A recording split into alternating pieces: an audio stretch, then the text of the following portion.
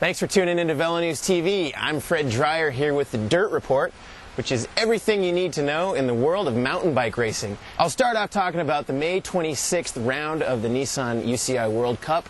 It was held in Offenburg, Germany, and it was cross-country racing only. They had no four-cross or downhill there, which was probably a good thing because a downpour, a big rainstorm, developed over the mountain, turning things into a kind of a muddy quagmire. And if you look at photos from the race, everyone was finishing with a face full of mud, face full of dirt. It looked pretty miserable. You know, on the men's side, reigning world and World Cup champion and the 2004 Olympic gold medalist Julian Absalon, he's again asserting his dominance over the cross-country scene. He won ahead of Swiss power racer Nino Schurter, and Absalon seized the lead in the World Cup overall, and he looks like he's really on pace to grab his second consecutive World Cup overall. He's leading the charge right now with 700 points in the overall. I think second place is like in 390 or something like that. We had some North Americans do very well at that race as well. You know, as you know, the World Cup racing scene is really important for both Americans and Canadians who are seeking spots on the respected team's Olympic squads for 2008. With Americans, we saw Todd Wells as the top American finisher, followed by Jeremiah Bishop. And on the women's side, we had a really great result from Willow Kerber. She's from North Carolina. She races on the Subaru Gary Fisher team. And Willow rode her way into 9th place, which was a great finish, top 10. Georgia Gould, who finished 8th place at her first World Cup, her first European World Cup previous weeks before in Houffalize, was riding in the top 10 as well until she suffered a crash and a mechanical calamity in the mud, and she eventually faded into the 30s. But because of her good finish in Houffalize, Georgia is still in contention for the Olympic spots. Now, as many of you know, the actual Olympic team is not going to be decided until 2008, next year. But right now, it's really important for the racers to be doing well at World Cups, collecting UCI points, because that will determine how many racers each country gets to bring to the Olympics. The following week was the Teva Mountain Games. They had a 21-mile cross-country race up there. And Floyd Landis, the Embattled Tour de France winner from 2006, who's still awaiting the outcome of his arbitration hearing, decided to come and race it. You know, the race is a non-UCI sanctioned race, and he actually competed in an event called the Ultimate Mountain Challenge, which was a team event that combined kayaking, trail running, a road time trial, and the mountain bike race. And Landis raced in his first cross-country race since 1999, I believe, you know, since switching over to the road. Landis was a former very talented mountain bike racer competing in the 90s. That's how he got his start. And it was interesting to see him lined up on the start of a mountain bike race, you know, bumping shoulders with greats like Travis Brown and Ned Overend. Admittedly, he didn't have his top Tour de France champion fitness coming into the race. You know, he charged pretty good off the gun there at the beginning of the race, but after lap 1, he was in the mid-40s. He ended up finishing in 39th place, about 25 minutes down on the eventual winner, Jay Henry, with the Tokyo Joe's team. And, you know, he visibly kind of shut things down there midway through the race.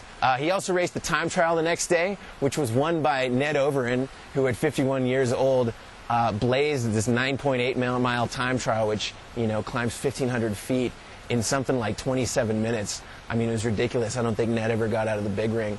And he ended up beating Floyd by about 3 minutes. The following weekend, we had the third round of the UCI World Cup, which was in Champéry, Switzerland, and it was the first event of the 2007 World Cup that had both gravity and cross-country racers there. And on the gravity side of things, unfortunately, the rain and weather is just not cooperating with these poor guys because it poured. It was a total downpour.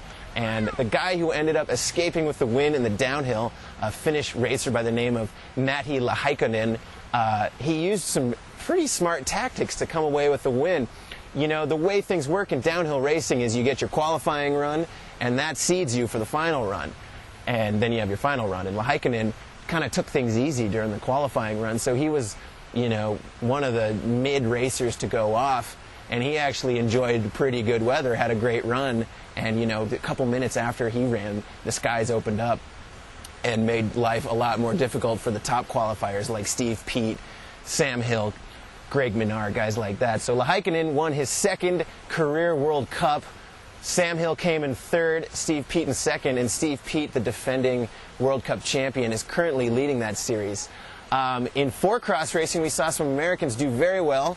Brian Lopes, the 2005 world champion and 2005 World Cup champion, won his first World Cup of the year. He beat the defending world champion, Michael Prokop, a really talented Czech racer who actually beat Lopes out of the gate, which is something pretty hard to do. Lopes is pretty quick on the bike, but bobbled in the first turn, and Lopes was able to escape with the win. And then on the women's side, Lopes's GT Bikes teammate, defending world champion Jill Kintner, grabbed her first World Cup of the year. And both Lopes and Kintner are both leading the World Cup standings at the moment. In cross-country racing, it was another career day for Willow Kerber. She is really on form right now. She got the whole shot in the women's race and ended up riding her way onto the podium in 5th place. And, you know, that's a career result for her. And any time an American rides their way onto the podium at a World Cup in Europe, that's really something to take notice of. Coming in third in that race was Canadian Marie-Helene Primont, who over the last couple of years has really proven herself as the top North American racer. And Primont's actually ranked third in the World Cup standings right now. You know, now noticeably absent from the finish line of the World Cup races right now is Gunrita Dahle Flesja, the Norwegian who's the defending Olympic champion. She's won the World Cup 4 years in a row and is the defending 3-time world champion. I mean, she's all but owned the sport in the last 4 or 5 years. Gunrita got second place at the World Cup opener and was third at the second World Cup, and sent out a press release saying that she'd been undergoing some stomach issues.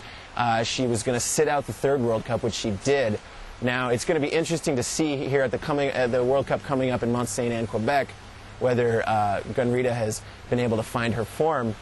But if you ask anyone on the circuit, they're kind of excited about the fact that Gunrita's not dominating the way she usually does, because it's really opening up, opening things up for racers like Kalientieva, who won the second World Cup, and Marga Falana, who ended up winning the third one, and even Americans like Willow Kerber, who now is a shoo-in for a World Cup podium and who could actually win one of these things this year.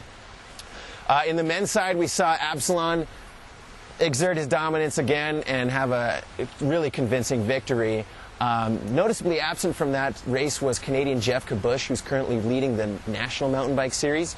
Kabush actually raced on the road with the Symmetrics team at the Philly races, including the races in Reading, Pennsylvania, Lancaster, Pennsylvania, and Philadelphia on the road. But we saw a great finish from American Adam Craig. Threw himself into the top 10 with a 10th place finish. And right now, Craig is the top ranked American in the World Cup standings. And like I said previously, those are going to really come into play in the next year and a half when these guys are fighting tooth and nail for the 2 to 3 Olympic spots that America might have.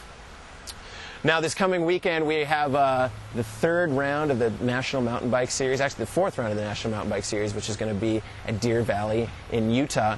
And the weekend after that is the 4th round of the World Cup, which is in Mont Saint Anne, Quebec. So stay tuned to VeloNews.com for news and updates from those races, and thanks for tuning in.